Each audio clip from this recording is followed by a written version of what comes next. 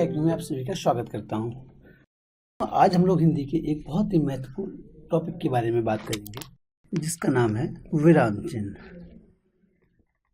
विराम चिन्ह एक ऐसा अध्याय है हमारे हिंदी में, जो कि हम जब इसको आसानी से सामने की तरफ देखते हैं, जब प्रथम दृष्टया इसको देखते हैं, तो हमको लगता है कि ये काफ़ी ही सरल और साधारण सा टॉपिक है, जिसको कि नहीं पढ़कर भी काम हो सकता है।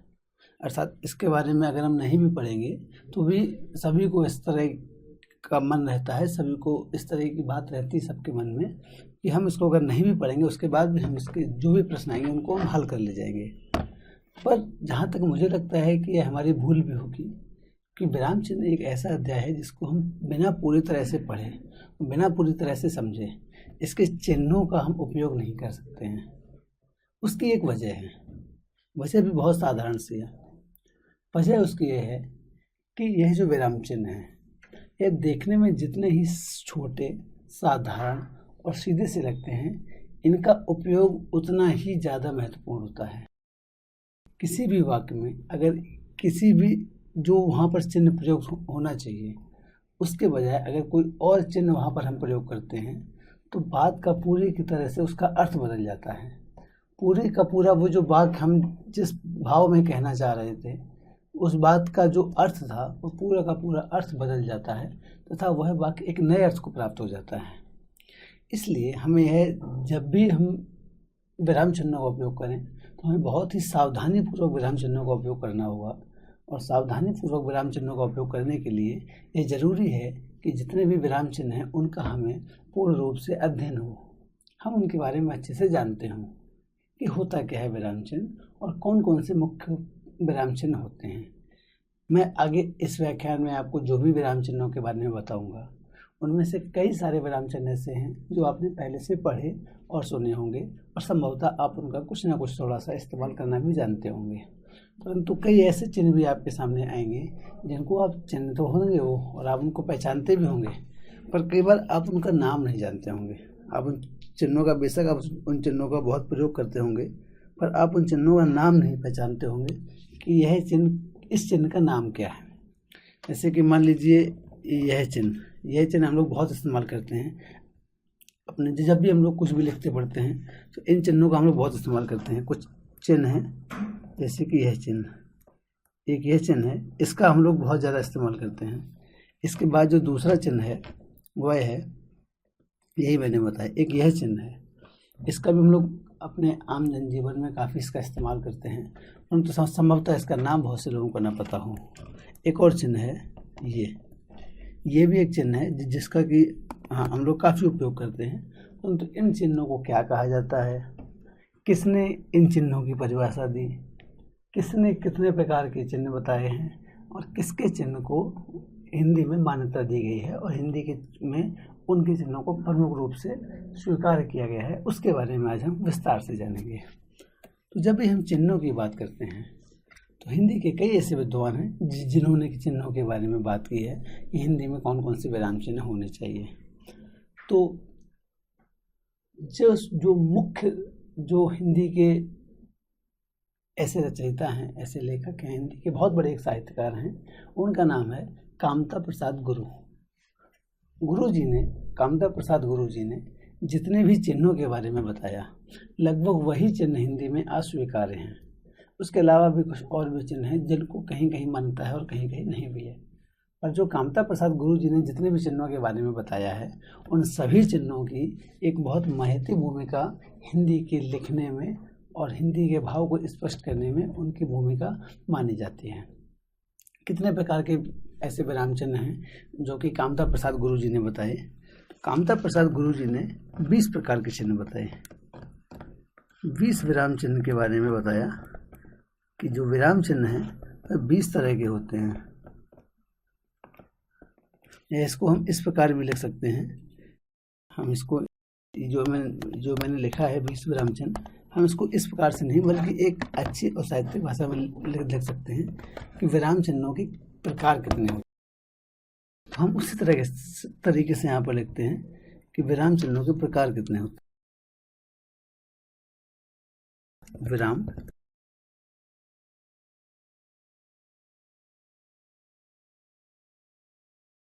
चिन्हों के प्रकार। अब विराम चिन्ह कितने प्रकार के होते हैं?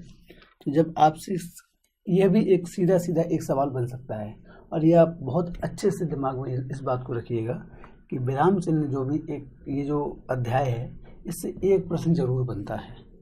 और आजकल जो कंपटीशन का लेवल है, इससे आप लोग अछूते नहीं हैं कि आप इसको उसके बारे में जानकारी ना हो कि कंपटीशन का लेवल आजकल किस स्टेज पर है और उसके लिए हमें कितनी मेहनत करनी होती है।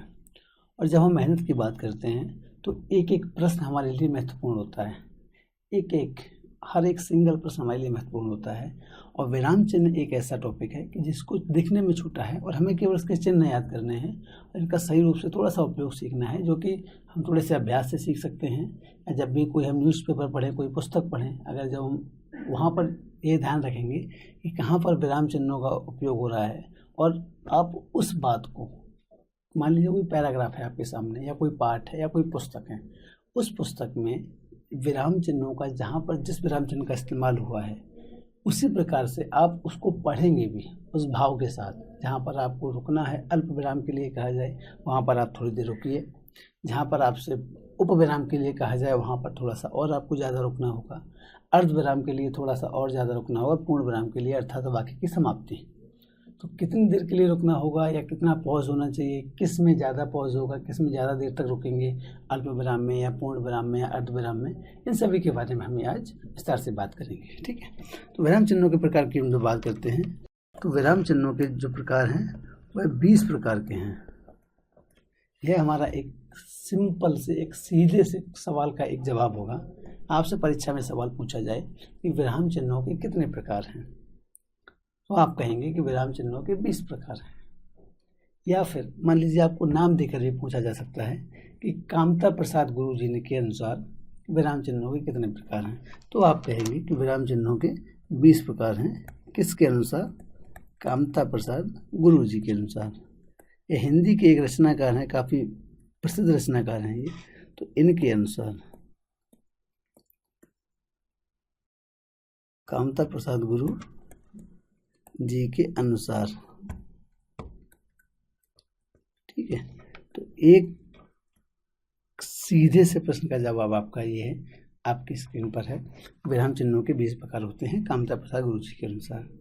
अब यह विराम चिन्ह जो हैं, यह 20 प्रकार, कौन कौन से प्रकार हैं? 20 जो उन्होंने 20 प्रकार के विराम चिन्ह बताए हैं, यह कौन कौन से 20 प्रकार हैं, उनके बारे में हम जानते हैं।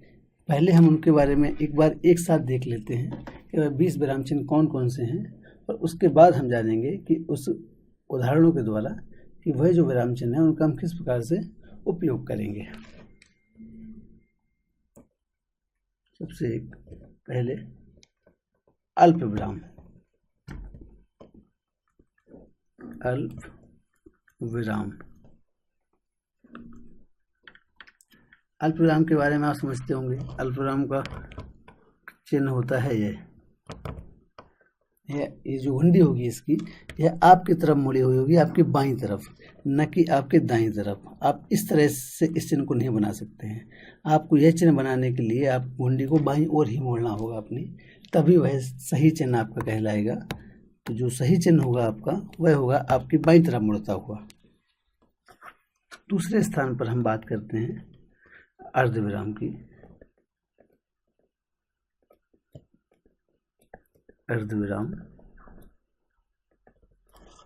अर्ध विराम का चिन्ह किस प्रकार से बनता है?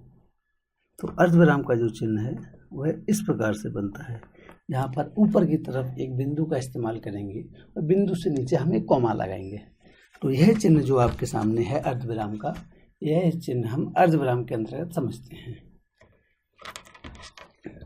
इसके बाद हम बात करेंगे उप विराम की।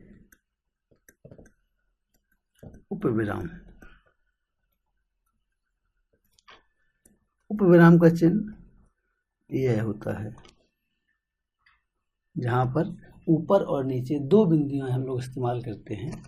तो वह चिन्ह जब होगा, इस तरह का चिन्ह जब भी आपको मिले, तो वह चिन्ह कहलाएगा आपका उप विराम। उप विराम के बाद आता है पूर्ण विराम।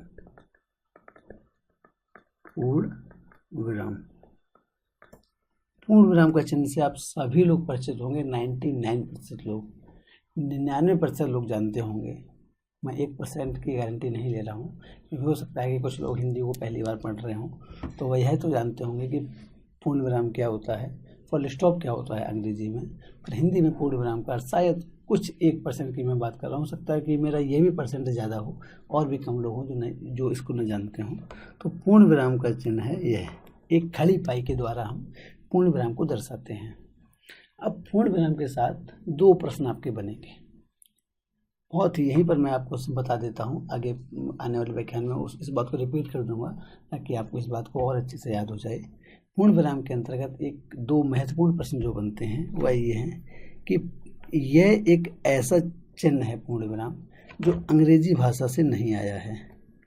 बाकी के हमारे जितने भी चिन्ह हैं वह उनमें से अधिकतर शब्द अंग्रेजी भाषा से आए हैं, परंतु यह पूर्ण विराम शब्द अंग्रेजी भाषा से नहीं है, अंग्रेजी भाषा से नहीं है।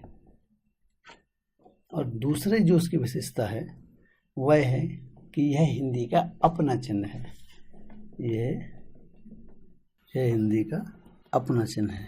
ठीक है, आप इस तरह समझ गए कि ये जो पूर्ण विराम है इससे 2 प्रश्न बनते हैं। आपसे परीक्षा में इस तरह से पूछ सकते हैं वो कि दिए गए विराम चिन्हों में से कौन सा विराम चिन्ह अंग्रेजी भाषा से नहीं लिया गया है।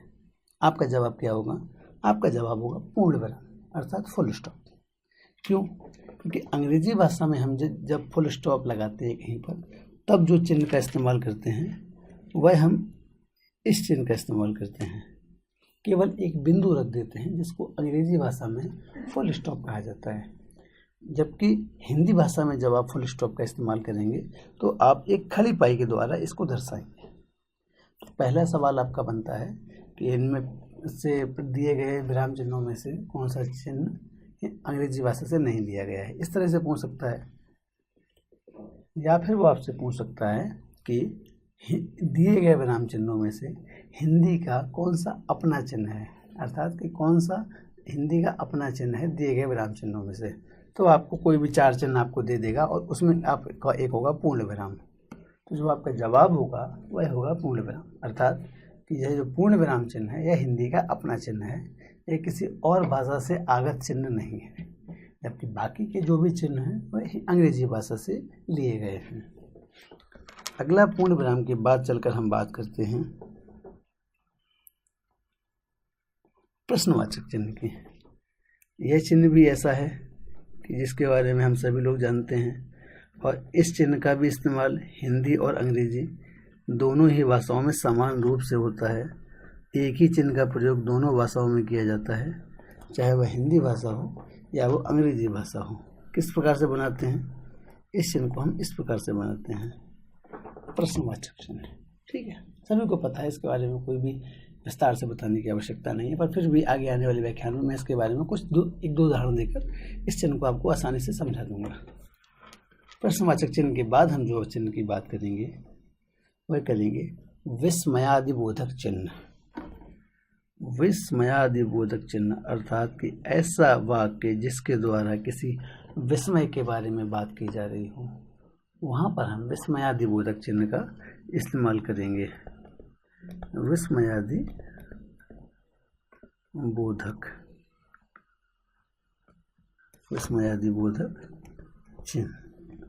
चिन्ह को आप जब भी लिखें तो इस बात का बहुत ध्यान रखें कि चिन्ह को आप इस तरह से नहीं लिखेंगे। हम लोग उच्चारण इस तरह से करते हैं कि चिन्ह, परंतु जो इसका लिखने का सही तरीका है वह है चिन्ह। जहाँ पर आप चा में छोटी की मात्रा लगाएंगे, आधा हा बनाएंगे और पूरा ना इस्तेमाल करेंगे, तो चिन्ह विस्मयादि। तो यहाँ तो मैंने चिन्ह के बारे में बात की कि चिन्ह यह गलत है और यह चिन्ह को लिखने का सही तरीका है। ठीक है, विस्मयादिबोधक चिन्ह के बारे में बात की। क्या चिन्ह होता है विस्मयादिबोधक का? पूर्ण विराम के नीचे इस प्रकार से बिंदी लगा दी जाती है। ध्यान रखिएगा कि जो बिंदी लगेगी वो पूर्ण विराम से नीचे ही लगेगी, पूर्ण विराम से ऊपर बिंदी नहीं लगाई जाएगी। आप इसको इस तरह से नहीं लिख सकते हैं कि यह पूर्ण विराम हो गया, नहीं। आपको जब भी पूर्ण विराम का चिन्ह, जब भी आप विस्मयादिबोधक का चिन्ह लगाएंगे तो आप पूर्ण विराम के नीचे एक बिंदी लगा कर लिखेंगे। इस तरह से इस चिन्ह को बनाया जाता है। विस्मयादिबोधक चिन्ह की बात आती है उद्धरण चिन्ह की।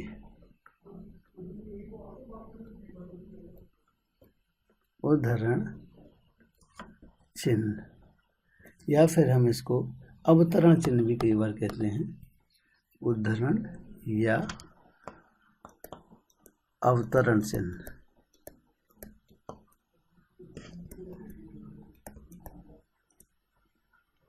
उद्धरण या अवतरण चिन्ह किस प्रकार से लिखते हैं उद्धरण या अवतरण चिन्ह को? तो उद्धरण या अवतरण चिन्ह को हम जब भी लिखेंगे तो हम उसको इस प्रकार से बनाएंगे।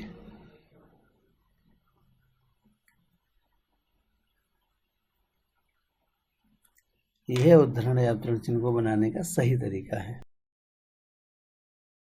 उद्धरण अवतरण चिन्ह में कई बार हमें यह भूल हो जाती है कि हम किस तरह से लिखेंगे। जो घुंडी होगी मुड़ी हुई वह ऊपर की तरफ होगी। यहाँ मैं बता देता हूँ आपको इस ब्रैकेट में, इस कॉलम में।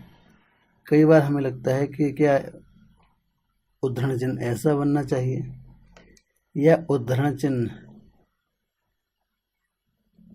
ऐसा बनना चाहिए।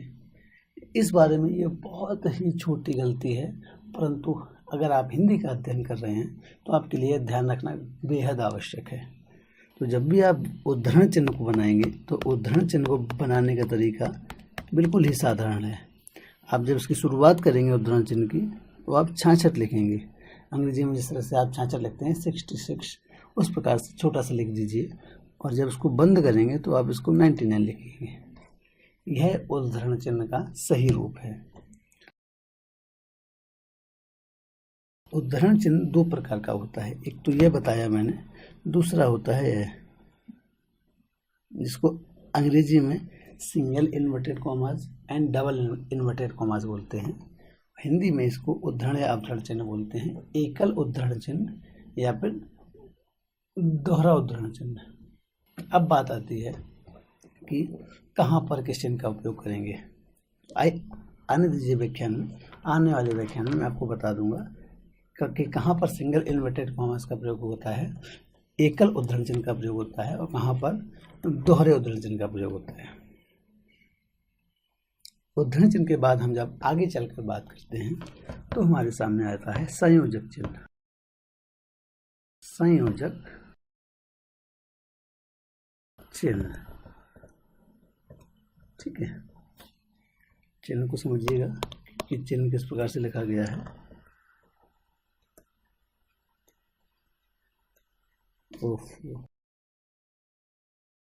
संयोजक चिन्ह, ठीक है।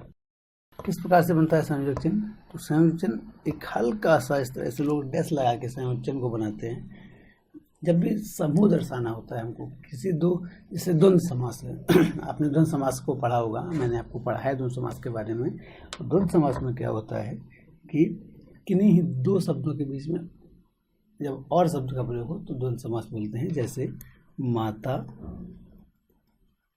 और पिता, मान लीजिए यह एक शब्द है, इसको जब हम द्वंद्व समास के अंतर्गत लिखेंगे, या इसको अगर हम छोटा करके लिखना हो तो हम लिखेंगे माता, बीच में लगाएंगे संयोजक चिन्ह, उसके बाद हम लिखेंगे पिता। तो माता पिता, माता पिता में यह जो चिन्ह प्रयोग हुआ है यह होगा हमारा संयोजक चिन्ह, ठीक है। तो माता और पिता को जब भी हम, या फिर द्वंद्व समास के किसी भी शब्द को जब भी हम लिखेंगे तो उसके बीच में हम संयोजक चिन्ह का उपयोग करेंगे। संयोजक चिन्ह के बाद बात आती है, संयोजक चिन्ह के बाद अगली हम जो बात करेंगे वह करेंगे हम विवरण चिन्ह की। आप पूछेंगे सर विवरण चिन्ह क्या होता है? हो सकता है कि इस चिन्ह के बारे में आपने ना पढ़ा हो, आप इसका बनाने का तरीका जानते हो, आप उसको इस्तेमाल भी करते हो, और आपको हो सकता है नाम ना पता हो कि इस चिन्ह को ही हम विवरण चिन्ह कहेंगे। किस प्रकार से बनता है विवरण चिन्ह? विवरण चिन्ह के बनने का तरीका यह होता है, जहाँ पर आप एक उपविराम लगाएंगे और उसके साथ एक संयोजक चिन्ह, उपविराम के साथ एक संयोजक चिन्ह, इस तरह से बनाया जाता है हमारा विवरण चिन्ह। बिल्कुल भी आप परेशान मत होइएगा, बिल्कुल मत घबराइएगा कि कहाँ उपयोग होंगे, किस प्रकार से इनको हम पहचानेंगे। तो अभी मैं सब कुछ आपको क्लियर कर दूंगा वीडियो के अंत तक। अभी मैं केवल बता रहा हूँ कि कितने प्रकार के चिन्ह हम हिंदी में उपयोग करते हैं। विवरण चिन्ह के बाद बात आती है पुनरुक्ति चिन्ह की। पुनरुक्ति चिन्ह, अब पुनरुक्ति का अर्थ क्या होता है? पुनरुक्ति का अर्थ होता है पुनः उक्ति, अर्थात एक ही उक्ति को जब बार बार कहा जाए तो वहाँ पर कहा जाएगा पुनरुक्ति। अब मैंने कहा कि एक ही उक्ति को बार बार कहा जाएगा, जैसे कि मान लीजिए मैंने कहा कि सीता बाजार जाती है, राम बाजार जाता है, कृष्ण बाजार जाता है ना, रीना बाजार जाती है, अभिषेक बाजार जाता है। इस प्रकार से हमने कुछ वाक्य कहे। अब आप देख रहे होंगे कि सभी में एक बात कॉमन है, जैसे कि रीना लिख देता हूँ यहाँ पर, रीना बाजार जाती है, अशोक बाजार जाता है। अब अशोक बाजार जाता है, यहाँ पर बाजार जाता जो है अशोक, अब बाजार जो शब्द है इसकी पुनरुक्ति हो रही है, यहाँ पर शब्द बदल जाएगा, यहाँ पर शब्द हो जाएगा जाता, यहाँ पर फिर से वही शब्द प्रयोग हो जाएगा। जब एक ही प्रकार के वाक्य हो तो इस तरह के चिन्ह का उपयोग ज़्यादा आसान हो जाता है। जैसे कि मान लीजिए मैं यहाँ पर मैं कर देता हूँ रीना के साथ साथ मैं करता हूँ कि शीला बाजार जाती है। ऊपर मैंने कहा रीना बाजार जाती है, नीचे मैंने कहा शीला बाजार जाती है। तो यहाँ पर क्या होगा, इस तरह से हम इसको पुनरुक्ति चिन्ह का यहाँ पर प्रयोग करेंगे, और बाकी का अगर जो भी एक जैसा वाक्य कहा गया है उसको लिखने की आवश्यकता नहीं रहती है। इस प्रकार से हम वाक्य में अपनी बात को कह पाते हैं और उसका अर्थ वही निकलता है कि जो बात ऊपर कही गई है उसी बात को यहाँ दोहराया गया है। इस तरह से हो जाता है यहाँ पर पुनरुक्ति चिन्ह। पुनरुक्ति चिन्ह के बारे में आपने जान लिया। इसके बाद हमारा जो अगला चिन्ह है, पुनरुक्ति चिन्ह के बाद हम इसके बारे में पढ़ेंगे, वह पढ़ेंगे लाघव चिन्ह के बारे में। लाघव का अर्थ क्या होता है जी? कई लोगों को पता भी होगा और कई लोगों को हो सकता है कि ना भी पता हो। अगला हुआ लाघव चिन्ह। लाघव को का जब आप अर्थ देखेंगे कि लाघव का अर्थ होता क्या है, तो लाघव का अर्थ होता है लघु, अर्थात छोटा, अर्थात संक्षिप्त। जब भी हम किसी शब्द को छोटा करके लिखना चाहते हों या उसको संक्षिप्त करके लिखना चाहते हों, तब हम इस लाघव चिन्ह का उपयोग करेंगे। लाघव चिन्ह किस प्रकार से बनता है? लाघव चिन्ह बनता है ये छोटे से ओ के आकार में, जीरो भी बोल सकते हैं आप इसको, मतलब इस तरह से गोल करके इस लाघव चिन्ह को लिखते हैं। जैसे कोई आपको उदाहरण दे देता हूँ मैं, जैसे मान लीजिए एक विद्यालय है, कर्म क्षेत्र महाविद्यालय। अब आपसे कहा जाए कि इसको आप छोटा करके लिखिए, तो आप किस प्रकार से लिखेंगे? का के बाद आप लगा दिया लाघव चिन्ह, 6 लिखा, फिर लगा दिया लाघव चिन्ह, और फिर आपने यहाँ पर महाविद्यालय लिख दिया। आप चाहें तो विद्यालय को भी बस केवल वी लिख के छोटा कर सकते हैं लाघव चिन्ह लगाकर। तो इस तरह से हम लाघव चिन्ह का उपयोग करते हैं कि कर्म क्षेत्र महाविद्यालय, अर्थात कि इसको लघु करके लिखा, का के बाद लघु चिन्ह, लाघव चिन्ह, फिर 6 लाघव चिन्ह, फिर महाविद्यालय।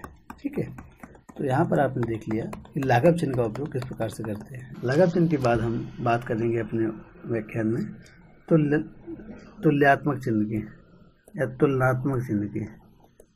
तुलनात्मक भी कह सकते हैं, तुलनात्मक चिन्ह। तुलनात्मक चिन्ह का अर्थ इस प्रकार का चिन्ह। इंग्लिश में इक्वल टू बोलते हैं, हिंदी में बराबर भी बोलते हैं, या तुलनात्मक चिन्ह भी कहते हैं। तो तुलनात्मक चिन्ह का जब हम बनाएंगे तो इस प्रकार से तुलनात्मक चिन्ह को प्रदर्शित किया जाता है। तुलनात्मक चिन्ह के बाद हम बात करने वाले हैं लोप चिन्ह की। लोप चिन्ह को बनाने का तरीका, ये डॉट डॉट डॉट डॉट रखते चले जाते हैं हम लोग, इस प्रकार से लोप चिन्ह बनाया जाता है। लोप चिन्ह के बाद आता है पाद चिन्ह, इसको रेखांकित भी कह सकते हैं हम लोग, अर्थात रेखांकित।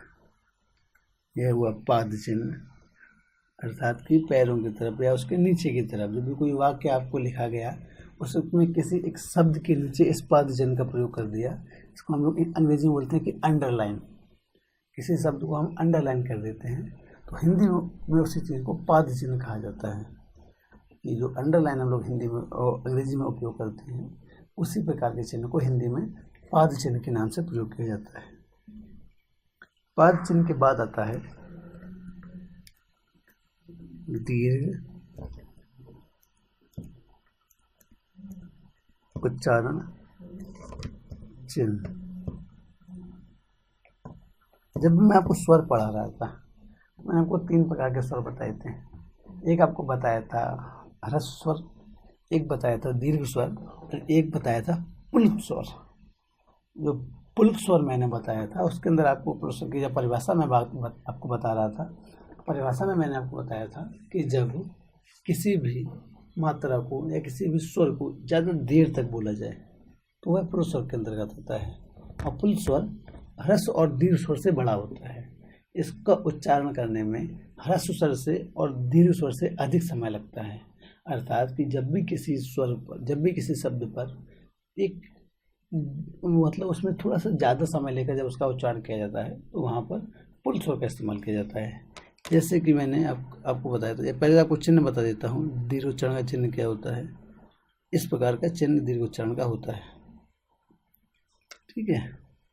उदाहरण के लिए हे राम, इस प्रकार से आप इसको फिर आगे बनाते चले जाएंगे। इसका अर्थ हो जाता है कि यहाँ पर राम का जो उच्चारण है वो आगे देर तक किया जाना है। राम के उच्चारण में ज़्यादा समय लेना है हमें, अगर यहाँ पर चिन्ह लगा हो तो दीर्घ उच्चारण चिन्ह। दीर्घ उच्चारण चिन्ह के बाद अगला चिन्ह आता है हमारा पाद बिंदु। ऊपर था हमारा पाद चिन्ह, नीचे है पाद बिंदु। पाद बिंदु को आप अनुक्ता भी कह सकते हैं। किस प्रकार से? यह है नीचे की तरफ इसका उपयोग होता है। जैसे उदाहरण के लिए मान लीजिए कोई ये अक्षर है, यहाँ पर नीचे की तरफ हम इस बिंदु को लगा देते हैं, ये हमारा कहा जाएगा नुक्ता अर्थात पाद बिंदु, ठीक है। बड़ा ही आसान है, आप अच्छे से इसको सभी बातों को समझ रहे हैं। और धीरे धीरे आप ये सभी 1-2 बार आप इसको देखेंगे, आपके सारे चिन्ह आपको याद हो जाएंगे और आपसे इसमें कहीं भी किसी प्रकार की गलती नहीं होगी।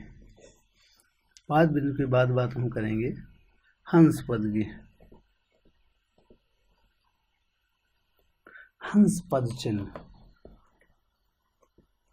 हो सकता है कि यह नाम कई लोगों ने पहली बार सुना हो, और इसका इस्तेमाल हम रोज करते हैं। किस प्रकार से इसका इस्तेमाल होता है? इस प्रकार से इसका इस्तेमाल किया जाता है, इस प्रकार से ये चिन्ह बनाया जाता है। कहाँ पर उपयोग होता है?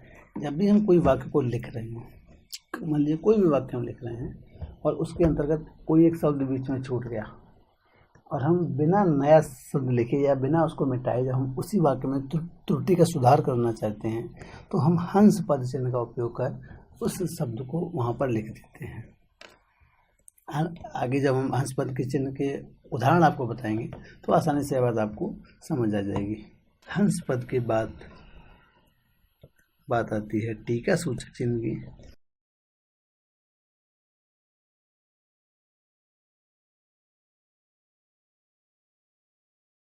टीका सूचक चिन्ह के बाद आती है बात समाप्ति सूचक चिन्ह की।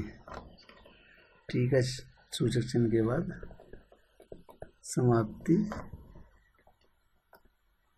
सूचक चिन्ह। यहाँ पर एक स्टार आप बनाएंगे, स्टार की तरह का यहाँ पर चिन्ह बनाएंगे, प्लस का चिन्ह बनाएंगे। यह आपका होगा टी का सूचक चिन्ह। और समाप्ति सूचक चिन्ह जो होगा एक सरल रेखा, उसके बाद में बिंदी और फिर एक और सरल रेखा। यह हो गया आपका समाप्ति सूचक चिन्ह। जब भी आप कोई पुस्तक पढ़ेंगे और जहाँ पर एक चिन्ह लगा हो, इसका मतलब आप समझ जाइएगा कि बातें, सारी बातें यहीं पर ख़त्म हो चुकी है। इसके बाद अब और कुछ कहने को शेष नहीं बचा है, तो वहाँ पर होगा हमारा समाप्ति सूचक चिन्ह। अब हम सभी चिन्हों को, एक और चिन्ह है हिंदी में क्या, वो गणित का चिन्ह है, कोष्ठक। इसको मैं आपको अतिरिक्त रूप से बता रहा हूँ। एक और जो चिन्ह आपको बताना है मुझे आगे, वह है कोष्ठक। ठीक है, कोष्ठक का चिन्ह आपको पता ही है कि इस तरह का चिन्ह बनता है कोष्ठक का। यह चिन्ह हमारा गणित से आया है, और गणित में 3 प्रकार के कोष्ठकों का हम लोग इस्तेमाल करते हैं। कौन कौन से? गणित में हम इसको हम बोलते हैं छोटा कोष्ठक, बोलते हैं मंझला कोष्ठक, इसको बोलते हैं बड़ा कोष्ठक। तो गणित में हम 3 प्रकार के कोष्ठक इस्तेमाल करते हैं, पर हम जब हिंदी की बात करते हैं, हिंदी में सिर्फ जो छोटा कोष्ठक होता है, केवल उसी का इस्तेमाल हम लोग हिंदी में करते हैं। हालांकि ये जो चिन्ह है गणित से आया हुआ है। ठीक है, तो यहाँ पर हमने देखा कि जो भी मुख्य चिन्ह हैं उनके बारे में, कि कौन कौन से हिंदी में कितने प्रकार के चिन्ह हैं। विराम चिन्ह, कांता प्रसाद गुरु जी के अनुसार 20 प्रकार के चिन्ह, अल्प विराम, अर्ध विराम, उप विराम, पूर्ण विराम, प्रश्नवाचक चिन्ह, विस्मयादिबोधक चिन्ह, उद्धरण या अवतरण चिन्ह, संयोजक चिन्ह, विवरण चिन्ह, पुनरुक्ति चिन्ह, लाघव चिन्ह, तुलनात्मक चिन्ह, लोप चिन्ह, पाद चिन्ह, दीर्घ उच्चारण चिन्ह, पाद बिंदु या नुक्ता, हंस पद चिन्ह, टीका सूचक चिन्ह, और उसके बाद समाप्ति सूचक चिन्ह। अतिरिक्त रूप से मैंने आपको बताया कोष्ठक का चिन्ह।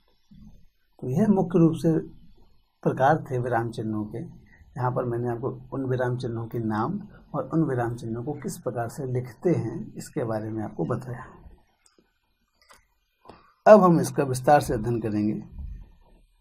विराम चिन्ह कितने प्रकार के, इनके उदाहरण से हम इनको किस प्रकार से हम इस्तेमाल करते हैं। तो आइए हम लोग बात करते हैं कि इन सभी का उदाहरण में किस तरह से इस्तेमाल करते हैं, या फिर किस प्रकार से इनका वाक्यों में इस्तेमाल करते हैं। किस तरह से हम इनको समझेंगे? हम इनको समझेंगे उदाहरणों के द्वारा। जिस प्रकार से हम उनके उदाहरण लेते जाएंगे और उसी में हम लोग समझते जाएंगे कि किस प्रकार से हम किस चिन्ह का कहाँ पर उपयोग करेंगे। तो सबसे पहले मैंने बात की थी आपसे अल्प विराम के बारे में। सबसे पहले जो मैंने आपसे बात की थी वह की थी अल्प विराम। किस प्रकार से बनाया था मैंने अल्प विराम को? कॉमा। ठीक है, गुंडी को आपकी बाईं तरफ मोड़कर मैंने कॉमा बनाया था, जिसको हम अंग्रेजी में, हिंदी में कहते हैं अल्प विराम, और अंग्रेजी में कहते हैं हम उसको कॉमा। बिल्कुल साधारण सी बात है, और इसका उपयोग भी आपने कई बार किया है, जाना है, सब कुछ समझा है, तो आप जानते हैं इसका उपयोग किस प्रकार से किया जाता है। अब अल्प विराम जो है, इसका यह सबसे ज़्यादा पढ़ना है आपको, सबसे ज़्यादा ध्यान इसी बात में रखना है कि अल्प विराम का उपयोग कहाँ कहाँ होता है। कि जब भी हम विराम चिन्ह पढ़ते हैं तो सबसे विस्तार से या सबसे विस्तृत जो हमें पढ़ने को होता है वह हमें अल्प विराम ही पढ़ने को होता है, क्योंकि अल्प विराम का जो उपयोग होता है वो केवल एक जगह नहीं होता, कई सारी ऐसी जगह हैं जहाँ पर हम अल्प विराम का उपयोग करते हैं। अब ऐसी कौन कौन सी जगहें हैं, कहाँ कहाँ पर अल्प विराम का उपयोग करते हैं, ये मैं आपको बताने जा रहा हूँ। तो जब भी हम अंकों को लिखते हैं, इस बात को आप ध्यान रखिएगा कि जब भी हम अंकों को लिखते हैं तो हम अल्प विराम का प्रयोग करते हैं। अंकों को लिखते समय अंकों को लिखते समय इस प्रकार से 1, 2 अल्पविराम, 3 अल्पविराम, 4 अल्पविराम, 5 अल्पविराम, 6 अल्पविराम, 7 अल्पविराम, 8, इस प्रकार से हम उसको लिखते चले जाते हैं।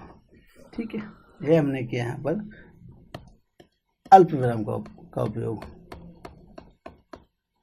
इसके बाद हम बात करेंगे आगे कि अल्पविराम का पहला उपयोग तो होता है कि जब भी हम अंकों को लिखेंगे। ठीक है, इसके बाद हम जो बात करेंगे वह करेंगे कि हाँ और नहीं के बाद, साधारण सी बात है, हाँ और नहीं के बाद। अब हाँ और नहीं के बाद किस तरह से इस्तेमाल करेंगे हम अल्पविराम का, तो ये हमें वाक्य को देखने के बाद आसानी से समझ में आ जाएगा। मान लीजिए मैंने आपको वाक्य दिया, वाक्य मैंने आपको दिया कि नहीं, यह काम नहीं हो पाएगा। मैंने लिख देता हूँ यहाँ पर, वाक्य दिया, नहीं यह काम नहीं हो पाएगा।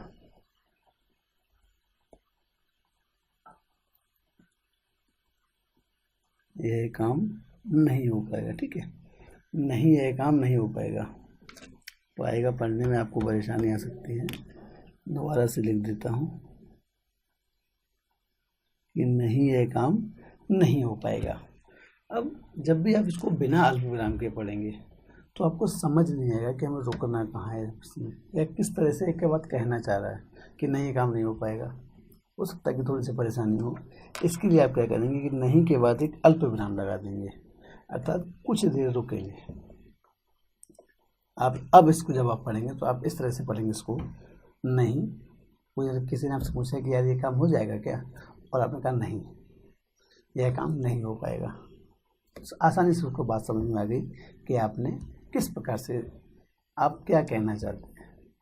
तो जब भी आप बोलेंगे तो बोलने में आप ये नहीं कहेंगे कि नहीं अल्पविराम नहीं हो पाएगा, इस तरह से बोलेंगे नहीं। चिन्ह जो भी हम लोग जो भी चिन्ह की बात कर रहे हैं, लिखने के लिए, केवल वर्तने के लिए हम किसी भी वाक्य को लिखते हैं तो वहाँ पर हम चिन्हों का उपयोग करते हैं, जबकि हम बोलते हैं तो हम ठहराव का उपयोग करते हैं। जैसे विराम का अर्थ होता है रुकना या ठहराव, अर्थात हम अपनी भाषा में ठहराव लाएंगे। हम कहेंगे कि हमसे किसी ने पूछा यह काम हो जाएगा, तो हम कहेंगे कि नहीं, फिर थोड़ा हमने ठहराव लिया, नहीं यह काम नहीं हो पाएगा।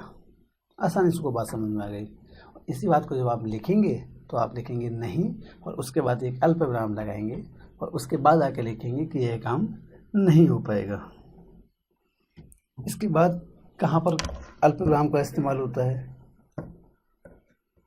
तो जब एक ही प्रकार के जो शब्द होते हैं और एक ही वाक्यांश में उनकी पुनरावृत्ति हो। जैसे लिखता हूँ पहले, एक ही प्रकार के शब्द, एक ही प्रकार के शब्द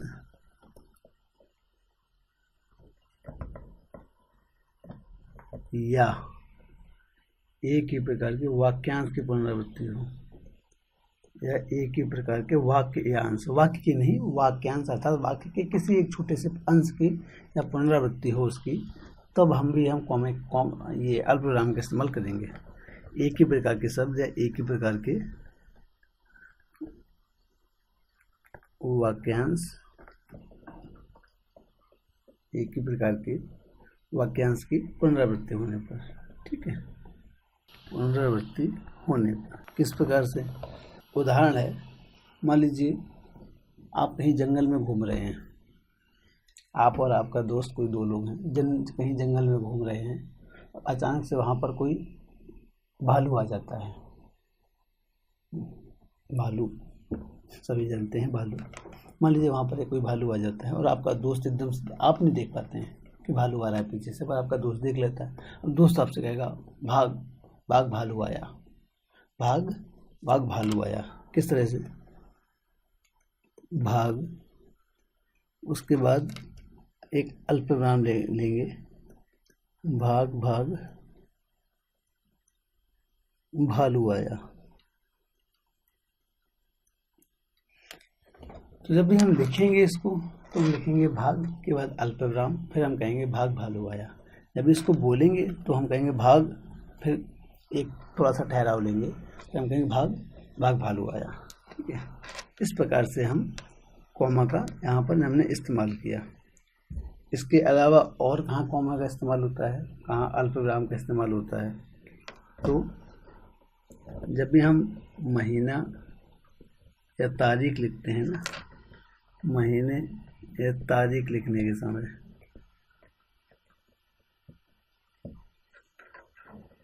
महीना या तारीख का नाम लिखने के बाद आप सभी ने इसको इस्तेमाल किया, इस तरह से लिखा है इन बातों को, तो आप आसानी से समझ जाएंगे कि मैं क्या कहना चाह रहा हूँ। कि तारीख या महीने का नाम लिखने के बाद किस तरह से लिखते हैं आप? मान लीजिए आपसे पूछा गया कि महात्मा गांधी का जन्म कब हुआ था।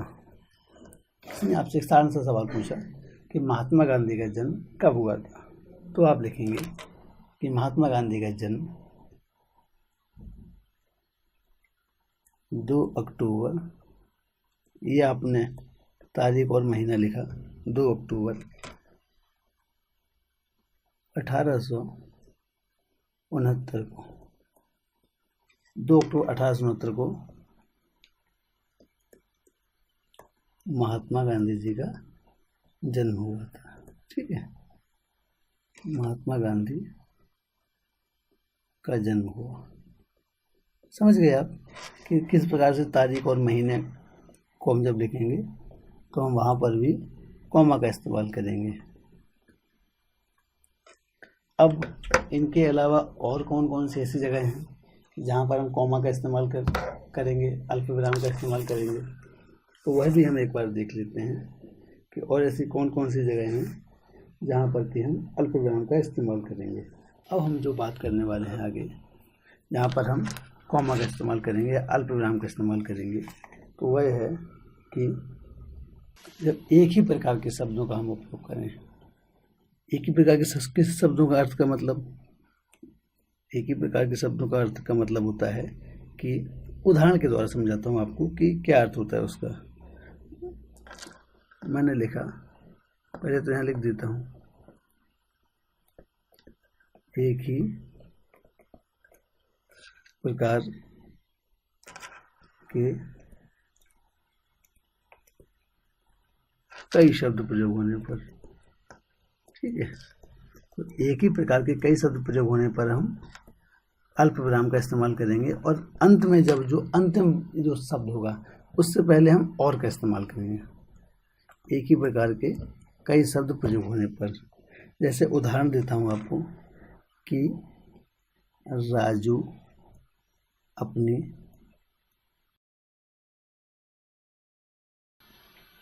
संपत्ति भूमि, राजू अपनी संपत्ति, उसके बाद अल्पविराम मैंने लगाया, भूमि, प्रतिष्ठा, भूमि के बाद फिर से मैंने अल्पविराम लगाया है, प्रतिष्ठा और मर्यादा,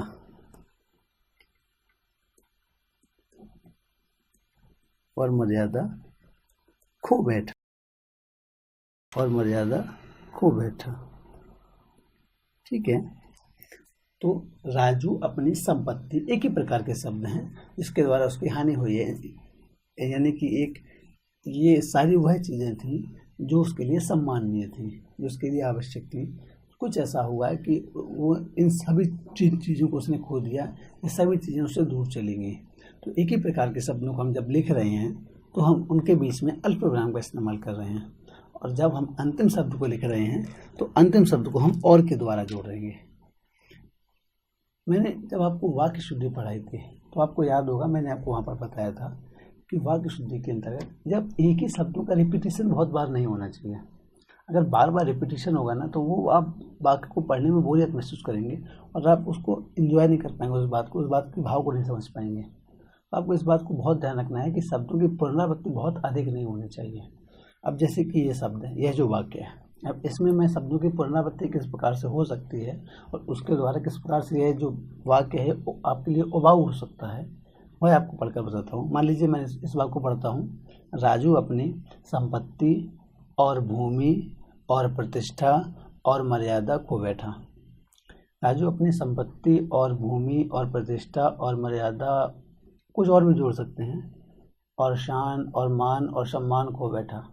तो आप कहेंगे, आपको लगेगा बार बार और बार बार आ रहा है, तो हो सकता है कि आपको उस प्रकार की रुचि पैदा ना हो। क्योंकि शब्द एक ही प्रकार के हैं, तो आप इसको अल्प विराम के द्वारा भी लिख सकते हैं। जैसे राजू अपनी संपत्ति, थोड़ा सा अल्प विराम लिया हमने। हालांकि थोड़ा सा अल्प विराम एक अशुद्ध वाक्य है, अल्प का अर्थ ही होता है थोड़ा।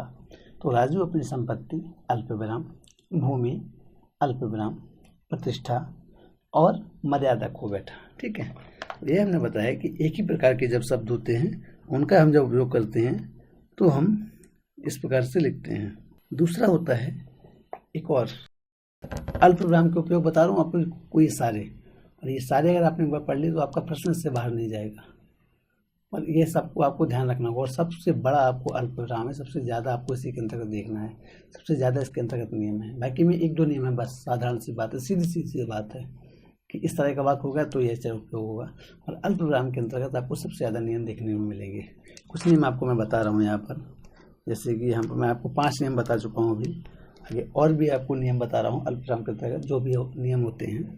तो अगला जो नियम है वह है कि किसी भी वाक्यांश या उपवाक्य को अलग करने के लिए, वाक्यांश या उपवाक्य को अलग करने के लिए, उपवाक्य को अलग करने के लिए,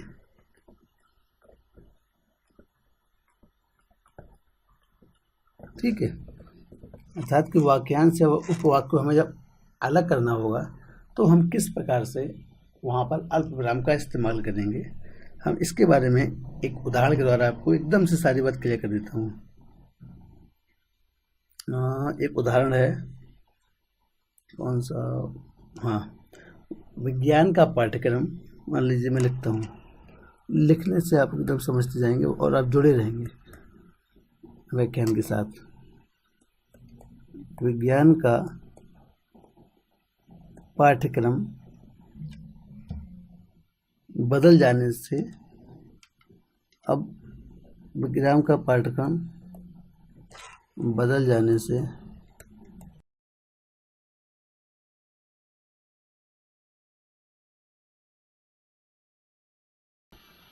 मैं समझता हूँ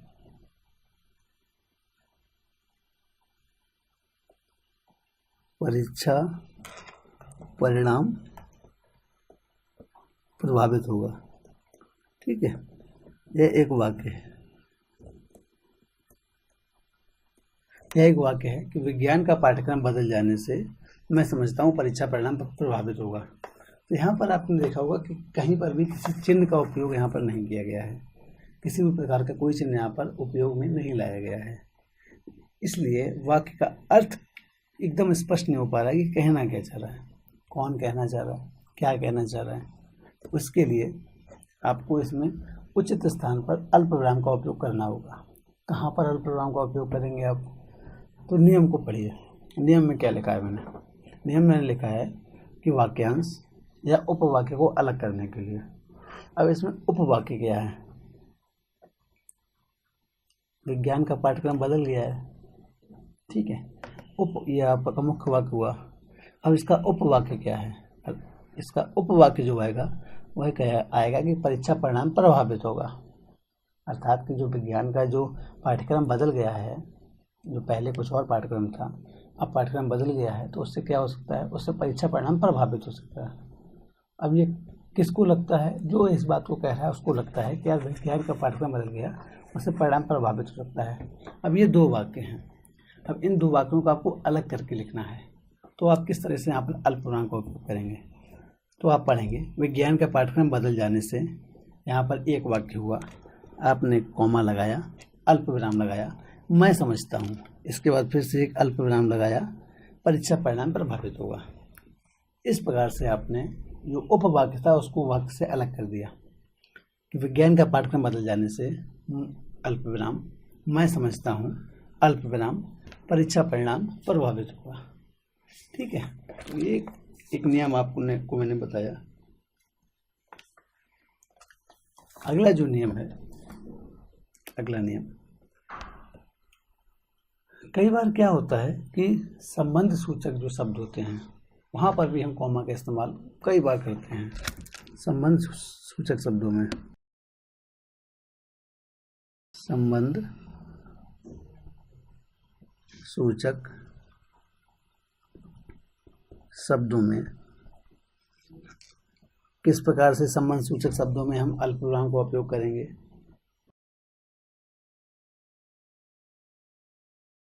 ये वाक्य देखिए आप, रवि तुम इधर आओ, रवि तुम इधर आओ, यह हमारा एक वाक्य है कि रवि तुम इधर आओ। अब चूंकि यह एक संबंध सूचक वाक्य है, इसलिए यहाँ पर हम एक कॉमा का इस्तेमाल करेंगे और उसके द्वारा वाक्य को स्पष्ट करेंगे। हम क्या कह रहे हैं, शब्द कहाँ पर आया, संबंध सूचक शब्द रवि और तुम, इसके बीच में रवि अल्पविराम तुम इधर आओ। ठीक है, हम रवि को बुला रहे हैं, हमने रवि का नाम लिया, रवि थोड़ा पॉज लिया, रवि तुम इधर आओ। ठीक है, तो यहाँ पर जो संबंध सूचक शब्दों में किस प्रकार से अल्पविराम का इस्तेमाल किया जाता है उसके बारे में बताया। अगला नियम, अल्पविराम ही चल रहा है, अल्पविराम के बारे में हम अध्ययन कर रहे हैं अभी। अगला जो नियम है वह है कि जब हम कोई पत्र लिखते हैं या कोई एप्लीकेशन लिखते हैं, प्रार्थना पत्र लिखते हैं, तो पत्र में हम जब अभिवादन करते हैं और जब उसका हम समापन करते हैं, पत्र में अभिवादन और समापन के समय, अभिवादन और समापन के समय, ठीक है, किस प्रकार से अभिवादन और समापन में किस प्रकार से, तो आप लिखेंगे, मान लीजिए आपने पत्र लिखा, उसके जो शुरुआत करेंगे वो लिखेंगे इस तरह से। मान लीजिए पिताजी को पत्र लिख रहे हैं, पूज्य पिताजी, उसके बाद आपने अल्पविराम लगा दिया। ठीक है, तो यह आपने पत्र में अभिवादन के बाद आपने अल्पविराम का इस्तेमाल किया, पूज्य पिताजी। अब जब आप मान लीजिए किसी का अंत कर रहे हैं किसी पत्र का, तो कई बार पत्र में, प्रार्थना पत्र में भवदीय लिखते हैं, भवदीय, भवदीय के बाद भी हम अल्पविराम का इस्तेमाल करेंगे, या मान्यवर, मान्यवर के बाद भी हम अल्पविराम का इस्तेमाल करेंगे। अर्थात कि जो भी अभिवादन के लिए हम जो भी शब्द इस्तेमाल करेंगे और समापन के लिए जो भी शब्द इस्तेमाल करेंगे, वहाँ पर भी हम अल्पविराम का उपयोग करेंगे। अब आते हैं कुछ समुच्चय बोधक शब्द। समुच्चय बोधक शब्द किस तरह के होते हैं, अर्थात कहना ये चाहता हूँ मैं समुच्चय बोधक शब्दों के द्वारा कि जो भी समुच्चय बोधक शब्द होते हैं उनके पूर्व में अल्पविराम का इस्तेमाल होता है। ठीक है, जो भी समुच्चय बोधक शब्द होते हैं उनके पूर्व में अल्पविराम का इस्तेमाल होता है। नियम को लिख देता हूँ ताकि अगर आपको नोट्स भी बनाना हो तो आप आसानी से इस तरह से नोट्स बना सकते हैं। समुच्चय बोधक, समुच्चय बोधक शब्दों के पूर्व में। अब समुच्चय बोधक शब्द होते कौन कौन से हैं, कुछ शब्द के बारे में मैं आपको बता देता हूँ जिससे कि आपको एक आइडिया हो जाए कि जो समुच्चय बोधक शब्द होते हैं वह किस प्रकार के शब्द होते हैं।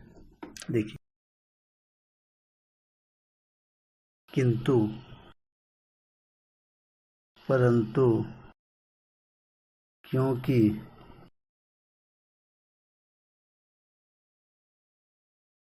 इसलिए, ये जो भी शब्द होते हैं यह होते हैं हमारे समुच्चय बोधक शब्द। ठीक है, तो समुच्चय बोधक के शब्द के पूर्व में किस प्रकार से अल्पविराम का इस्तेमाल करेंगे। ऐसे नियम तो बड़ा कठिन सा लग रहा है याद करने के लिए। इसके लिए हम क्या करेंगे कि उदाहरण देखेंगे। उदाहरण क्या है, उदाहरण एकदम साधारण है। क्या उदाहरण है, आप बहुत थक गए हैं, मान लीजिए आप कहीं से कोई काम कर कर आए हैं या कोई यात्रा करके आए हैं, तो आप बहुत थक गए हैं और आप विश्राम करना चाहते हैं, तो आप लिखेंगे आज मैं बहुत थक गया हूँ या आज मैं बहुत थका हूँ, इसलिए विश्राम करना चाहता हूँ। ठीक है, आप कोई यात्रा करके आए या कोई काम कर कर आए और उसके बाद आप काफ़ी थक गए हैं और आप विश्राम करना चाहते हैं, तो आपने किसी से भी कहा, जिससे भी आप बात कर रहे हैं उससे आपने कहा, क्या कहा कि आज मैं बहुत थका हुआ हूँ इसलिए विश्राम करना चाहता हूँ, यह बात आपने कही। ठीक है, तो अब इसमें समुच्चय बोधक शब्द कहाँ पर आया है, देखिए जरा। समुच्चय बोधक शब्द में होता है इसलिए, भी एक समुच्चय बोधक शब्द होता है और इसमें इसलिए यहाँ पर आया हुआ है, तो इसलिए एक समुच्चय बोधक शब्द है और इससे पूर्व में हम अल्पविराम का इस्तेमाल करेंगे। अर्थात आज मैं बहुत थका हुआ हूँ इसलिए विश्राम करना चाहता हूँ। तो यह जो भी मैंने मुख्य मुख्य आपको बताए, यह अल्पविराम से संबंधित। एक और नियम होता है उसका, अल्पविराम का इस्तेमाल करने का, जो उद्धरण चिन्ह होता है। आपको बताया था मैंने ऊपर अभी, उद्धरण है अपतरण चिन्ह जो होते हैं, तो उनसे पूर्व में भी हम लोग कॉमा का इस्तेमाल करते हैं, उद्धरण चिन्ह से पूर्व। ठीक है, इस प्रकार से जैसे हम जब भी उद्धरण चिन्ह लगाते हैं तो इस प्रकार से इस वाक्य को ख़त्म करते हैं। इस प्रकार से अंग्रेजी में बोलते हैं कॉमा, इन्वर्टेड कॉमा से, तो उद्धरण चिन्ह से पहले हम कॉमा का इस्तेमाल करते हैं। ठीक है, तो कॉमा के बारे में हमने पढ़ लिया, अल्पविराम के बारे में कि अल्पविराम में किस प्रकार से, मतलब उदाहरणों के द्वारा आपको बताया किस प्रकार से हम अल्पविराम का इस्तेमाल करते हैं। अब यह सबसे बड़ा था पढ़ने के लिए। आगे जितने भी नियम, जितने भी और चिन्ह हैं, उनका मैं आपको एक एक उदाहरण देकर और उसके द्वारा आपको समझाता चलूँगा और आप आसानी से उन सभी को समझते चले जाएंगे कि किस प्रकार से इन चिन्हों का प्रयोग होता है। इसके बाद मैं जो आपसे बात करने वाला हूँ आगे, वह बात मैं करने वाला हूँ आपसे अर्धविराम के बारे में। अगला जो चिन्ह है इसके बारे में हम बात करेंगे, वह हमारा है अर्धविराम।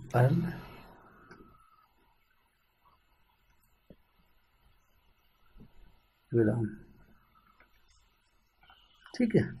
अर्धविराम चिन्ह किस तरह से लिखते हैं हम लोग, तो यह उसके बनने का तरीका होता है कि ऊपर हम एक बिंदु लगाते हैं और उसके बाद हम नीचे एक अल्प विराम लगाते हैं।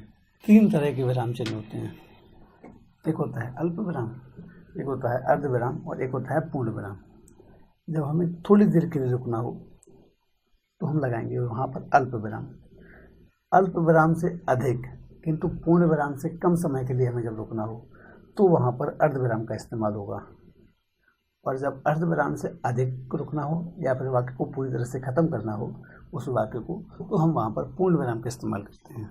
ठीक है, तो अर्धविराम जो है वह अल्प विराम से अधिक और पूर्ण विराम से कम देर के लिए, ठहराव के लिए इस्तेमाल किया जाता है। इस प्रकार पर उदाहरण है,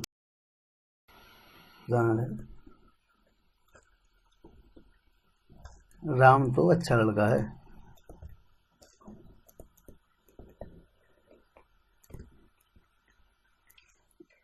राम तो अच्छा लड़का है, उसके बाद अल्पविराम, उसकी संगत ठीक नहीं है। राम तो अच्छा लड़का है किंतु उसकी संगत ठीक नहीं है।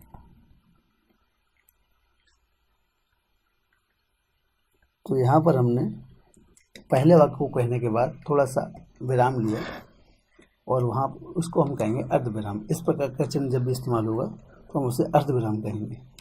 राम तो अच्छा लड़का है किंतु उसकी संगत खराब है। ठीक है, यह हुआ हमारा अर्धविराम। एक और उदाहरण, जिसे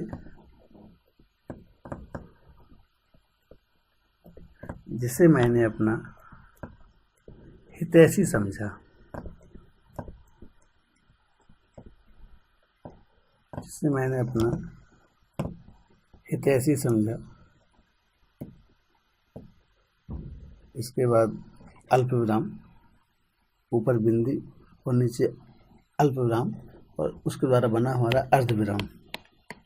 तो जिसे मैंने अपना हितैषी समझा, आगे का वाक्य है कि वही आस्तीन का सांप निकला। वही आस्तीन का सांप निकला, या उसी ने हमें धोखा दिया, इस तरह से हम वाक्य को लिख सकते हैं। वही आस्तीन का सांप निकला। ठीक है, ये हमने पढ़ा अर्धविराम के बारे में। अर्धविराम के बाद हम बात करेंगे उपविराम की। अर्धविराम के बाद उपविराम के बारे में हम बात करने वाले हैं।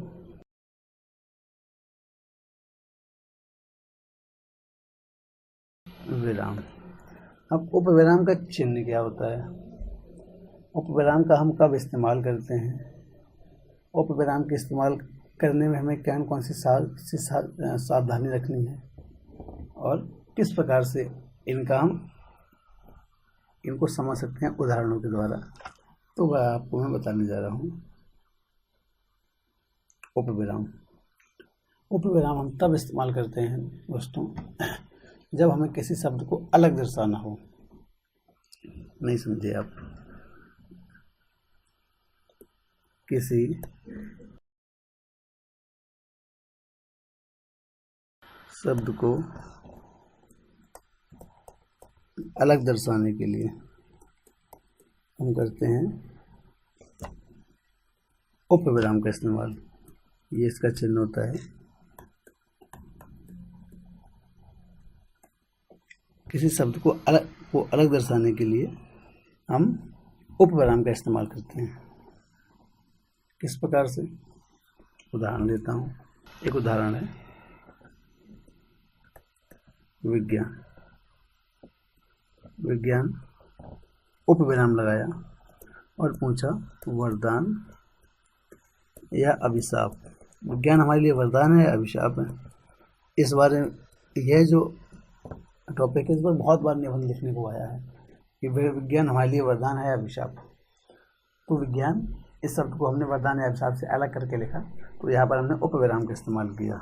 उदाहरण, मान लीजिए हम किसी चीज़ का उदाहरण दे रहे हैं, उदाहरण देने के लिए भी हम उपविराम का इस्तेमाल करते हैं।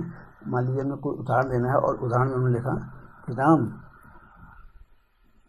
गाता है, यह उदाहरण दिया, और हमने जब लिखा उदाहरण तो वहाँ पर हमने अल्पविराम का इस्तेमाल किया, उपविराम का इस्तेमाल किया। ठीक है, हमारा उपविराम हो गया। उपविराम के बाद जो अगला जो आता है वह आता है पूर्ण विराम। पूर्ण विराम से आप सभी परिचित हैं। जहाँ पर वाक्य पूरी तरह से समाप्त हो जाए वहाँ पर पूर्ण विराम का उपयोग करते हैं। ठीक है, वाक्य की समाप्ति पर।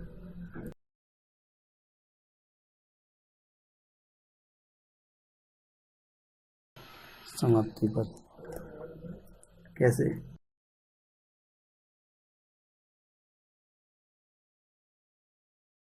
सोहन पढ़ा रहा था, एक वाक्य है। अब हमें इस वाक्य को समाप्त करना है तो हमें बात यहीं तक कहनी थी। इसके बाद हमने इसमें पूर्ण विराम लगा दिया, अर्थात यह वाक्य यहीं पर समाप्त होता है। अगली जो भी बात होगी वह एक अलग वाक्य में होगी, और इस प्रकार से हम पूर्ण विराम का इस्तेमाल करते हैं। इसके बारे में ज़्यादा उदाहरण नहीं दूंगा क्योंकि ये आप सभी जानते हैं इसको। यहाँ पर कोई समय व्यर्थ करने का कोई औचित्य नहीं है। इसके बारे में समझते हैं आप, और एक उदाहरण दे दिया है, इससे आप आसानी से उसको समझ सकेंगे। अगला है प्रश्नवाचक चिन्ह। किस प्रकार से बनता है? इस प्रकार से बनता है। प्रश्नवाचक चिन्ह आपका इस प्रकार से बनता है।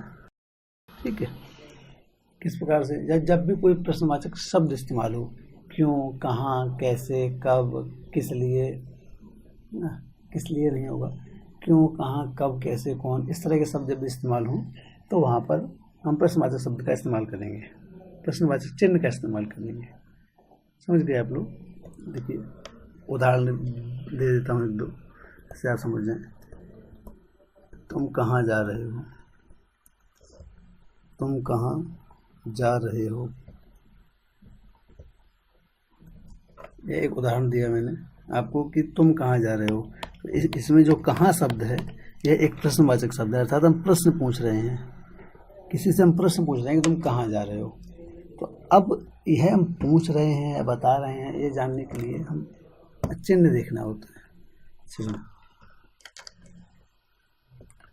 तो चिन्ह लगाया हमने प्रश्नवाचक। एक साधारण सा, ये एक शब्द है, तुम आए थे। अब आप यह वाक्य को जब पढ़ेंगे तो आप यह नहीं बता सकते हैं कि आप किसी से कुछ पूछ रहे हैं या उसको बता रहे हैं। तुम आए थे, अब हम बोल रहे हैं तो समझ सकते हैं, हम उसको पॉज दे के पूछेंगे, रोक कर पूछेंगे, थोड़ा विराम लेके पूछेंगे, तुम आए थे, तो लगेगा कि हाँ हमसे कुछ पूछ रहा है, इस तरह के भाव आएगा कि हमसे कुछ पूछ रहे हैं ये। और अगर हम कहें तुम आए थे, तो लगेगा कि नहीं मैं बता रहा हूँ कि तुम आए थे कल। तो बोलने में तो चल जाता है, परंतु जब लिखा है मैंने सामने कि तुम आए थे, पता ही नहीं चल रहा है कि मैं यहाँ पर पूछ रहा हूँ या बता रहा हूँ। अब किस प्रकार से पता चलेगा? अगर मुझे पूछना होगा तो मैं आगे एक प्रश्नवाचक चिन्ह लगा दूंगा। अब जब भी कोई भी यह वाक्य पढ़ेगा तो वह समझेगा कि नहीं, आसानी से समझ जाएगा कि हमसे पूछा जा रहा है कि तुम आए थे। ठीक है, अगला विस्मयादि बोधक।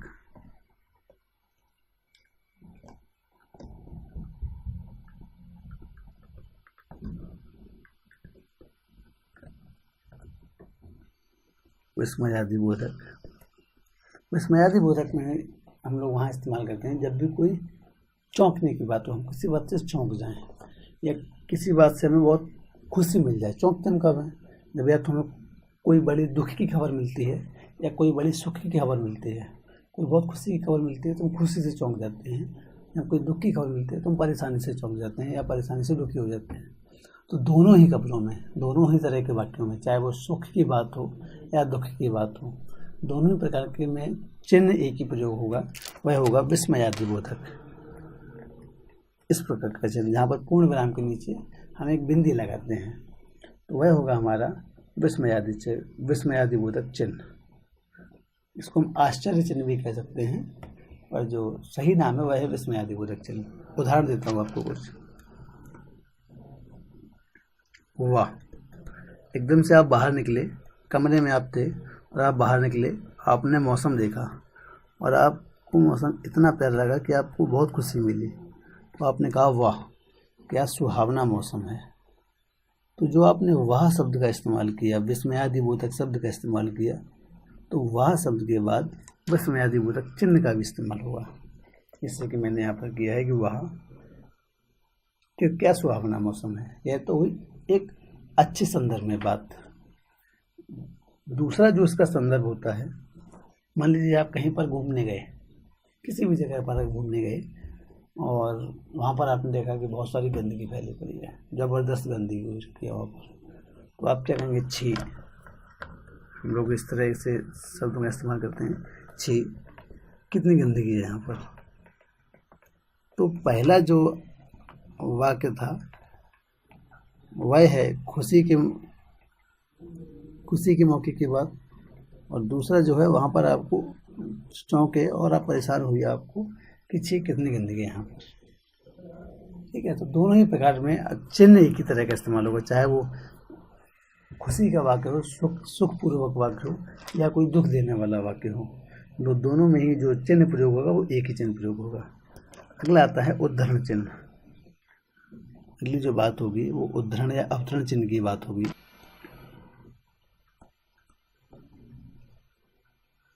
उद्धरण चिन्ह किस प्रकार से बताया था? 66, 99, या फिर ये सिंगल और ये डबल इन्वर्टेड कॉमा, इसको अंग्रेजी में बोलते हैं उद्धरण चिन्ह। कहाँ पर इसका उपयोग होगा, कहाँ पर इसका उपयोग होगा? तो जब भी हम डबल इन्वर्टेड कॉमास की बात करते हैं, जब भी हम दोहरे उद्धरण चिन्ह की बात करते हैं, तो हम इस चिन्ह का उपयोग वहाँ करेंगे जहाँ पर किसी की बात को ज्यों का त्यों लिख दिया जाए। जैसे एक उदाहरण देता हूँ, ज्यों का त्यों जब भी लिख दिया जाए तो हम दोहरे उद्धरण चिन्ह का प्रयोग करेंगे। गांधी जी ने कहा गांधी जी ने कहा था, करो या मरो। ठीक है, तो यहाँ पर हम गांधी जी की बात को बिल्कुल जिस तरह से उन्होंने कहा था उसी प्रकार से हम यहाँ पर इस बात को लिख रहे हैं। जब भी हम किसी की भी बात को, कोई भी राइटर हो, कोई लेखक हो, या कोई किसी का भी वाक्य हो जिसके बारे में बात करें, और उसका हम जब उसकी बात को बिल्कुल उसी प्रकार से लिखते हैं जिस प्रकार से उसने कहा था, बिना उसमें कोई फेरबदल किए, तो वह बात हम दोहरे उद्धरण चिन्ह में लिखते हैं, डबल इन्वर्टेड कॉमास में लिखते हैं। तो गांधी जी ने यही कहा था भारत छोड़ो आंदोलन के समय 1942 में कि करो या मरो, यानी उन्होंने एक नारा दिया था। तो हम गांधी जी की बात को एज इट इज़ लिख रहे हैं, इसलिए हम लिख रहे हैं कि गांधी जी ने कहा था करो या मरो, इसीलिए हम इस बात को डबल इन्वर्टेड कॉमास में लिख रहे हैं, ना कि सिंगल में। ये हमारे लिए देखने वाली बात थी, क्योंकि कई बार यहाँ पर बहुत सारे लोगों को यह परेशानी होती है कि कहाँ पर सिंगल इन्वर्टेड कॉमा का प्रयोग होगा और कहाँ पर डबल इन्वर्टेड कॉमास का प्रयोग होगा। अब हम एक अपनी बात कह रहे हैं, कि हिंदुओं का एक प्रमुख ग्रंथ, का मैंने 2 बार लिख दिया, एक बार हटा देता हूँ। हिंदुओं का एक प्रमुख ग्रंथ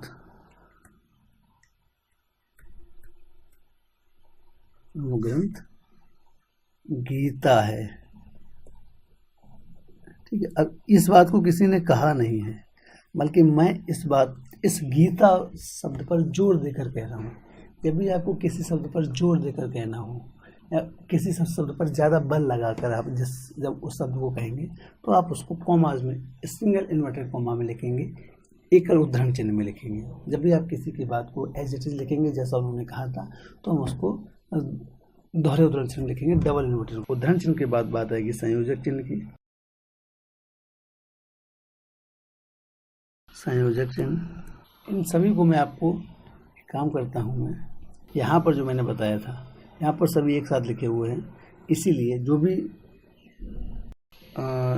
चिन्हों के नाम लिखे हैं उन्हीं के सामने मैं आपको उदाहरण देकर बता देता हूँ, जिससे कि आप जुड़े रहें कि इसकी पहले क्या पढ़ा था, उसके बाद क्या पढ़ा है। तो हम प्रश्नवाचक चिन्ह, विस्मयादिबोधक चिन्ह और उद्धरण चिन्ह तक की बात कर चुके हैं। अब हम जो बात करने जा रहे हैं आगे, हम संयोजक चिन्ह के बारे में बात करने वाले हैं। ये संयोजक चिन्ह क्या होता है, कहाँ पर इसका इस्तेमाल होता है, किस प्रकार से इसका इस्तेमाल होता है। तो संयोजक चिन्ह के बारे में हम जानते हैं। जो संयोजक चिन्ह है उसमें हम जब कहीं 2 शब्दों को जोड़ कर लिखना हो, तो हम वहाँ पर संयोजक चिन्ह का इस्तेमाल करते हैं। जैसे कि पहले बताया था मैंने, माता पिता, इन 2 शब्दों को हम जोड़ कर लिख रहे हैं, यहाँ पर संयोजक चिन्ह का उपयोग हुआ। विवरण चिन्ह किस प्रकार से हम इसका उपयोग करते हैं विवरण चिन्ह का, तो जब भी हमें किसी बात को विस्तार से कहना हो, जब भी किसी चीज़ का विवरण देना हो, तब हम इस चिन्ह का उपयोग करेंगे। इसका जो नाम है विवरण चिन्ह, इस नाम में ही इसका अर्थ छुपा हुआ है कि इस चिन्ह का उपयोग कहाँ करेंगे। जैसे मान लीजिए मैंने कहा कि चिन्ह की बात करता हूँ,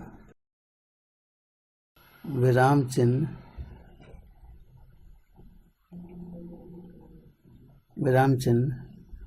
20 प्रकार के होते हैं। विराम चिन्ह 20 प्रकार के होते हैं, जो कि निम्नलिखित हैं। अब यह मैंने एक वाक्य लिखा, अब इसके बाद मैं विवरण देने जा रहा हूँ। किस बात का विवरण देने जा रहा हूँ कि जो 20 प्रकार के विराम चिन्ह हैं, इसके बाद मैं विराम चिन्हों का नाम लिखूंगा जैसे मैंने यहाँ पर लिखे हुए हैं। तो हम यहाँ पर इस चिन्ह का उपयोग करेंगे, विवरण चिन्ह का, जो कि इस तरह से बनता है यह। ठीक है, तो विराम चिन्ह 20 प्रकार के होते हैं जो कि निम्नलिखित हैं। अगर जब भी हम किसी भी चीज़ का विवरण देना हो, तो हम वहाँ पर इस विवरण चिन्ह का उपयोग करेंगे। पुनरुक्ति चिन्ह का अर्थ होता है कि जहाँ पर किसी बात को दोबारा से कहा गया हो, एक ही बात का बार बार रिपीटेशन हो, तो वहाँ पर हम पुनरुक्ति चिन्ह का इस्तेमाल करते हैं। बिल्कुल ही आसान सी बात है पुनरुक्ति चिन्ह के बारे में। जैसे कि मैं बताता हूँ, पुनरुक्ति चिन्ह 3 लोग हैं, राजू, कृष्णा और राधा, यह 3 लोग हैं। तीनों से ही कहा गया कि तीनों को ही 100-100 रुपये दान में दिए गए, या तीनों से ही 500 रुपये किसी ने मांगे, कुछ भी आप कह सकते हैं। राजू से 100 रुपये,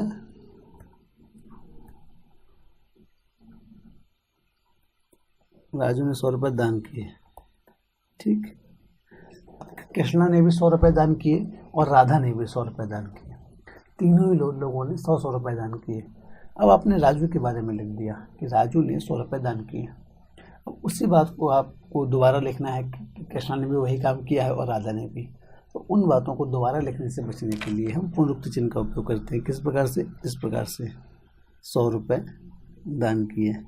तो यह वाक्य पूरा हो गया। जो ऊपर लिखा है वही उसी का अर्थ हो गया नीचे भी। एक बात का ध्यान रखना है कि जो भी मूल वाक्य हो उसके नीचे के वाक्यों में ही पुनरुक्ति चिन्ह का प्रयोग होगा, उसके ऊपर के वाक्यों में नहीं। अर्थात कि मैं यहाँ पर कोई और नाम लिख देता हूँ, मान लीजिए मैं यहाँ पर शीला लिख देता हूँ, उसके बाद में इस तरह का चिन्ह लगा दूँ तो यह गलत हो जाएगा। ये इस तरह का चिन्ह इसके ऊपर वाले जो वाक्य होंगे, इसके ऊपर के जो वाक्य होंगे उसके लिए माना जाएगा, न कि नीचे वाले के लिए। इसलिए इस बात का ध्यान रखना है कि जो पुनरुक्ति चिन्ह होगा वो है मूल वाक्य के नीचे के वाक्यों में लगेगा, न कि मूल वाक्य के ऊपर के वाक्यों में। ठीक है, पुनरुक्ति चिन्ह के बारे में हमने बात कर ली। अब लाघव चिन्ह के बारे में बात करते हैं। लाघव चिन्ह का अर्थ होता है लघु या छोटा। लाघव का अर्थ ही होता है लघु या छोटा। तो किसी भी शब्द को जब संक्षेप करके लिखना हो, छोटा करके लिखना हो, जैसे एक शब्द है उत्तर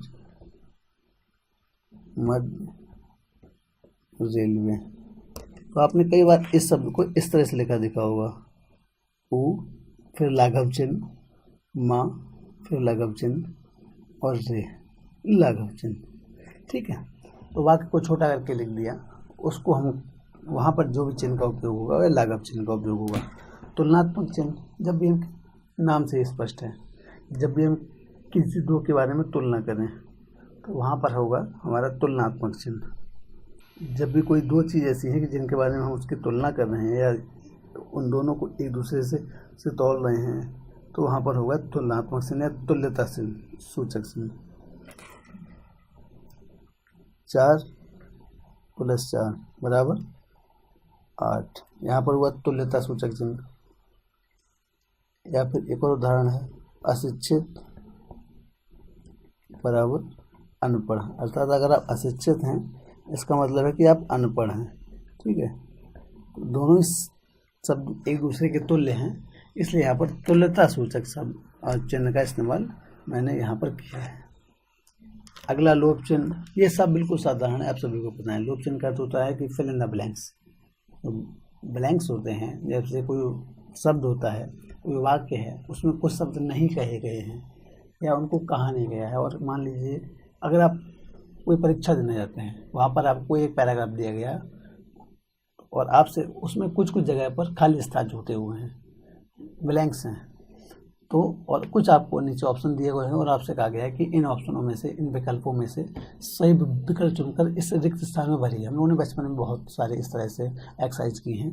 तो वह जो बिंदु बिंदु करके जो जगह खाली छोड़ दी जाती है बीच में, इस तरह से भी चिन्ह होता है। इसको हम इस तरह से भी लिख देते हैं। तो इनको हम कहेंगे लोप चिन्ह, अर्थात कि वहाँ पर उस शब्द का लोप कर दिया गया है, उस शब्द को कहा नहीं गया है बल्कि छोड़ दिया गया है।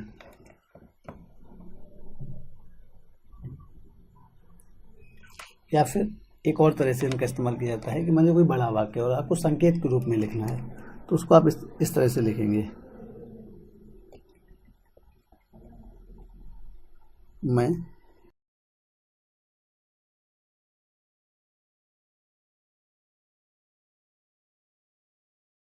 टिकट ले आऊँगा।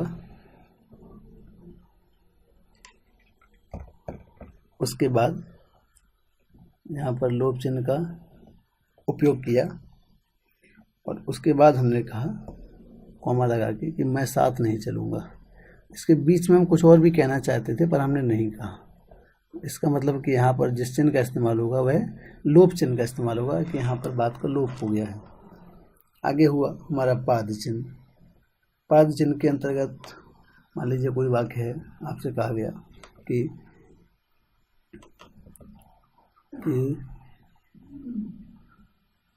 शिव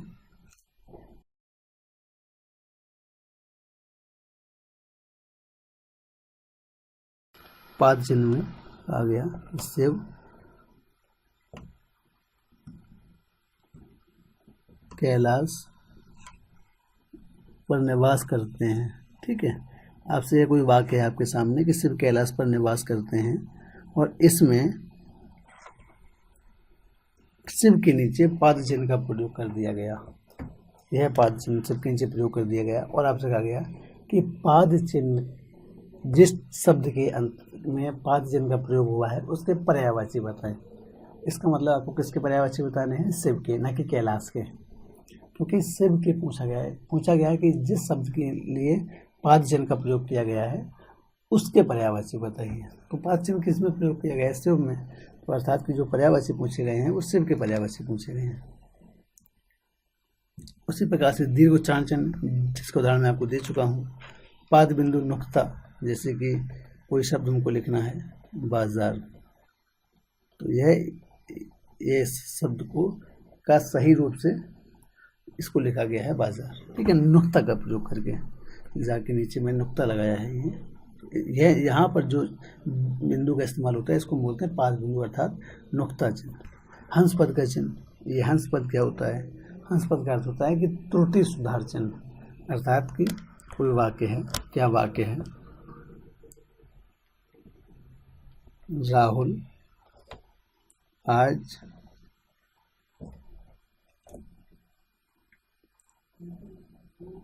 वापस आएगा। अब यहाँ पर आपको राहुल आज वापस आएगा, यहाँ पर आपको यह भी लिखना था कि राहुल कहाँ वापस आएगा। ठीक है, यह जो मैंने वाक्य लिखा है, मान लीजिए कि राहुल आज वापस आएगा। अब बाद में आपको पता चला कि नहीं, इसमें तो मुझे दिल्ली लिखना छूट गया था, कि राहुल आज दिल्ली वापस आएगा, पर अब और आप नया वाक्य नहीं लिखना चाहते हैं, तो इसी में त्रुटि सुधार करना चाहते हैं। तो यहाँ पर आप आज और वापस के बीच में आपको दिल्ली शब्द का इस्तेमाल करना है। तो यहाँ पर आप इस प्रकार से चिन्ह का इस्तेमाल करेंगे, हंस पद चिन्ह का, और ऊपर आप लिखेंगे दिल्ली, राहुल आज दिल्ली वापस आएगा। तो यह जो चिन्ह इस्तेमाल किया हमने, यह हमारा हुआ हंस पद चिन्ह। ठीक है, टीका सूचक चिन्ह, अर्थात कि किसी के बारे में टीका लिखी गई है तो उसके नाम के नीचे जब भी इस शब्द का इस्तेमाल किया जाए तो वह टीका चिन्ह वहाँ पर प्रयुक्त होगा, या काफ़ी कम आपसे पूछा जाएगा। समाप्ति सूचक चिन्ह, अर्थात कि जब भी हम किसी भी बात को कहें, मान लीजिए आप कोई पुस्तक पढ़ रहे हैं, कोई उपन्यास पढ़ रहे हैं, या कहीं पर कोई पैराग्राफ पढ़ रहे हैं, और उसकी जब समाप्ति होती है तो समाप्ति में इस प्रकार के चिन्ह का उपयोग किया जाता है। दो बड़ी सीधी रेखाएं और बीच में एक जीरो, तो इस प्रकार के चिन्हों का उपयोग होता है समाप्ति चिन्ह के रूप में। ठीक है, जैसे कि मैंने मान लीजिए आपसे इस व्याख्यान में बात की चिन्हों के बारे में, उसके बाद जब मैं अभी समाप्त कर रहा हूँ तो मैं इस चिन्ह का उपयोग कर रहा हूँ कि समाप्त। अब जब भी आप इसको पढ़ेंगे या इस स्लाइड्स को कोई भी देखेगा, और जब भी वो इस चिन्ह पर आएगा, जो चिन्ह मैंने अभी लगाया, तो वो समझ जाएगा कि यह व्याख्यान यहाँ पर समाप्त हो चुका है, और इसके आगे अब इस व्याख्यान में कुछ और नहीं है। और यह सच भी है कि व्याख्यान आज का विराम चिन्हों से संबंधित व्याख्यान यहीं पर समाप्त होता है। सभी विराम चिन्हों के बारे में मैंने आपको विस्तार से बताया कि उसके बाद भी अगर आपको किसी भी प्रकार की किसी विराम चिन्ह में कोई परेशानी हो, या कोई नया विराम चिन्ह आपको दिखता हो, उसके बारे में आप कोई जानकारी हमसे पाना चाहते हैं, तो यह मेरी ईमेल आईडी है, जिसके द्वारा आप मुझसे जुड़ सकते हैं और आप मुझसे संपर्क स्थापित कर सकते हैं। अपने सवालों को लेकर जो भी आपके सवाल हैं वह आप उनसे पूछ सकते हैं। अभिषेक गौतम 801@gmail.com। आप सभी ने स्टडी हाइक में समय दिया और इस अध्याय को इतने अच्छे से सुना और समझा, उस सभी के लिए आपका बहुत बहुत धन्यवाद। मैं अभिषेक गौतम आपसे बात कर रहा था। Thank you.